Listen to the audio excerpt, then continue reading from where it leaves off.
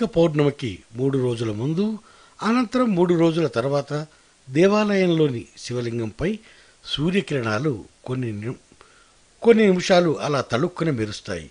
అలాంటి అరుదైన అద్భుతమైన దేవాలయం ఈరోజు శిథిలావస్థకు చేరుకుంది. మహబూబాబాద్ జిల్లా గార్ల మండల కేంద్రం శివారులో ఉన్న ఈ అద్భుతమైన శివలింగం కాకతీయుల కాలంలో ప్రసిద్ధి చెందిన రాజు గణపతి దేవుడి కాలంలో ప్రతిష్ఠించబడింది.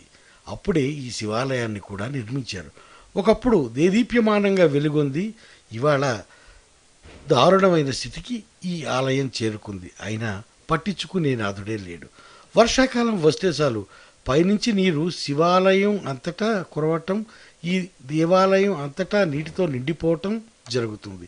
ఈ శివాలయం గోపురాలను ఆధునీకరించాలంటే సుమారు 15 లక్షల వరకు వ్యయం అవుతుందని పూజారి తెలియజేశారు.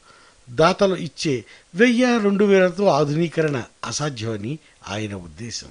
తెలంగాణ రాష్ట్ర ప్రభుత్వం ధూపదీప నైవేద్యాల కింద ఇస్తున్న 6,000 రూపాయలతో దేవాలయంలో పూజలు నిర్వహిస్తున్నామని ఆయన చెప్పుకొచ్చారు. ప్రభుత్వం వెంటనే స్పందించి అరుదైన అద్భుతమైన కాకతీయుల కాలం నాటి ఇలాంటి దేవాలయాన్ని మళ్ళీ పునరుద్ధరించాలని భక్తులు కోరుతున్నారు.